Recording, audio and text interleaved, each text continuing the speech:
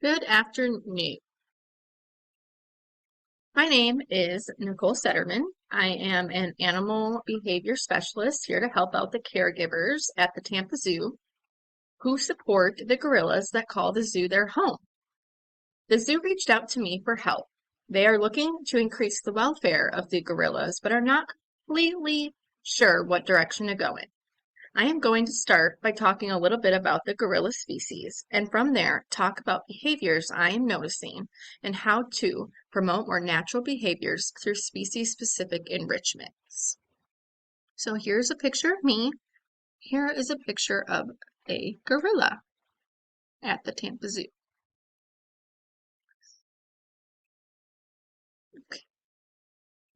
Gorillas are considered to be gentle giants. So in this slide, I just want to go over a little bit about the behavior of the gorillas. So again, gorillas are gentle giants and display many human-like behaviors and emotions. In fact, gorillas share 98.3% of their genetic code with us humans, and making them our closest relatives after the chimps and the bonobos. Here I found a video that I wanted to share with you, a little clip of a gorilla mom and its baby, and the gorilla is sharing an emotional experience with this baby and the mom. So here is just a little clip, as you can see. The gorilla noticed the baby and he's coming around and like trying to gently tap on the glass just to connect with the baby. And you can't see it right away, but there is a baby behind this mama gorilla. So they are sharing an emotional experience, an emotional bond. She's saying hi to this baby because she has her own baby. So I wanted to share that so you get an idea of how gentle and how close they are to us humans. So sweet. How friendly are, I'm sorry. Actually, I also wanted to add in, if you continue to watch that video, you'll be able to see the baby in the background and more of the interactions. So next I want to go into how friendly are gorillas. Gorillas are non-territorial animals that typically live in groups called troops. Troops populations usually range in size from 2 to 12 individuals, with 9 being the largest. Gorillas rarely show aggression. It only occurs when they are feeling threatened. In the wild, gorillas do not normally interact with humans, therefore the interactions in a zoo setting start at, a slow pace and continues to show progression. So as you can see in these two pictures, I just wanted to share a picture of a gorilla and its gorilla family. As you can see, they're hanging out in what is known as their group. And then this image just shows a gorilla with interacting with a human and also a kitten. Foraging strategies. Gorillas are very selective foragers. They usually only eat parts of vegetation. For example, they may eat only the leaves, the pith, the stalk, or the roots of a particular plant.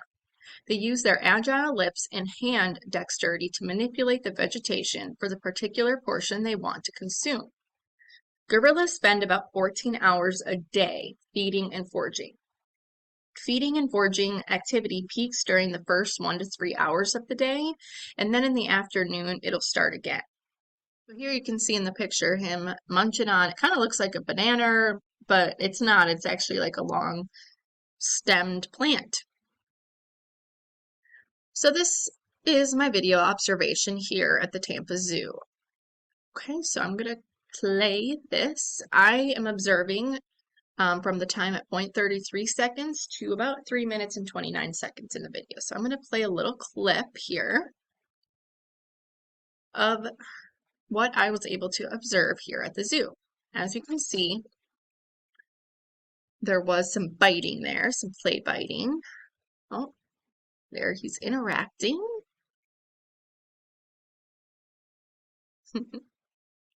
Very cute. So this is known as wrestling and playing. Some of the behaviors look a little harsh, but right now they're actually doing typical playful behaviors. Within that time frame, I was able to record a total of 7 behaviors. And within those 7 behaviors, I am choosing to measure the following behavior, which is biting.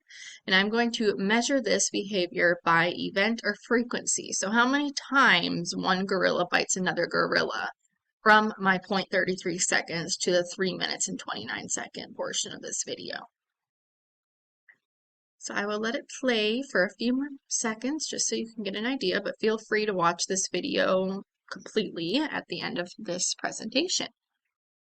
So this is behavior we really like to notice and we really like to see with gorillas because it means they're happy and feel like they have a bond strong enough with their friends to be able to play without anybody taking things the wrong way.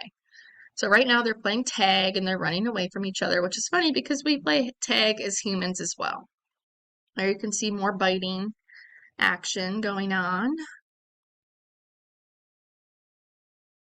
They're still biting and grabbing one another.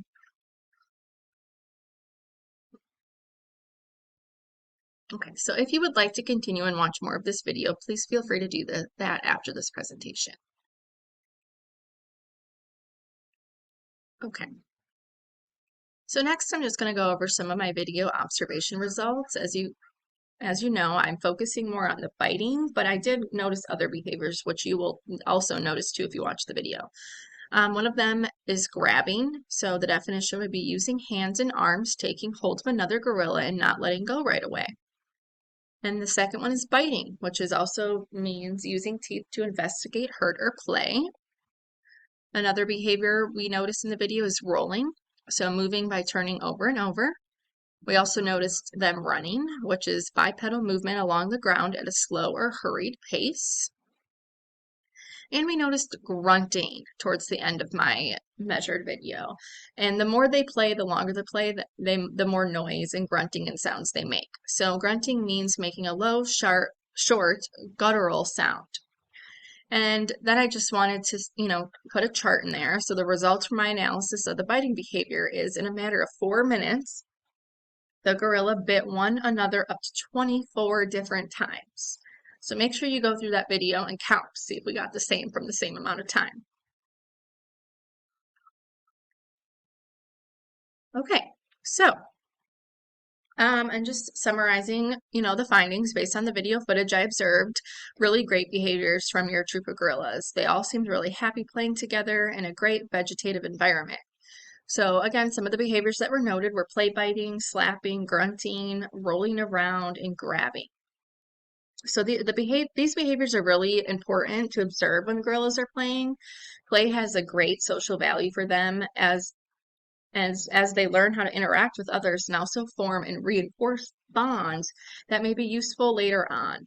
When the behaviors we see in this use, like the behaviors we've seen or that I observed is exactly what is happening. Okay, so the behaviors we observed could have had a different outcome if they grew up with different life experiences. And what I mean by that is, for example, if a gorilla was not exposed to this kind of play behavior before coming into a captive setting, they could take the biting and the slapping or even the grabbing behavior as more of a threat. So my footage analysis, based on my observation, the gorillas were extremely happy, showing behaviors that are natural when play wrestling. As a behavior specialist, this is something I love to observe. The gorillas were biting, but not in a harmful way. This kind of biting represents wanting to play. So a cost from this kind of behavior, the biting, is gorillas have an extremely strong bite force of 1,300 psi. Therefore, a cost of this behavior, again, could be they bite too hard, and then that gorilla would see that as more of a threat versus wanting to play. A benefit is weak bites indicate play motives, which is beneficial behavior because play is essential to the happiness of this animal. So animal welfare. Animal welfare means how an animal is coping with the conditions of where it lives. An animal is in a good state of welfare if the animal is healthy, comfortable, well-nourished, safe, able to express innate behavior, and if it is not suffering from unpleasant states such as pain, fear, and distress. So some suggestions to increase animal welfare while in the zoos are, excuse me, ensuring animal welfare is our responsibility when the animal is in our care. To increase the welfare, you have to make sure they have proper housing management. That's really important. Good nutrition, disease prevention and treatment, proper humane handling, and responsible care. So all that will aid in increasing animal welfare at a zoo and at your zoo specifically. So next, I want to just talk about enrichments. Behavioral enrichment is an animal husbandry principle that seeks to enhance the quality of captive animal care by identifying and providing the environmental stimuli necessary for optimal psychological and psychological well-being. So some ideas of added enrichments could be food-based enrichments. So food or snacks embedded, scattered, hung at various levels, or presented at various times throughout the day. And that's really important because they do like to snack. And then other enrichments could be cardboard boxes, novel nesting material, different playhouses, children's toys, ropes, tires, nests, and different kinds of platforms. There are a lot of different things that you can add in that can be easily found, different recyclable items. Um, I know at a zoo I've went to that on Easter, they've all got their own Easter baskets, which made them really happy. So there's just all different kinds of things that are easy to add, but everything should be done on a daily basis. You should be putting in some sort of different enrichment or even the same thing, but every day there should be some sort of enrichment added to their home. Here are some of my sources. Thank you.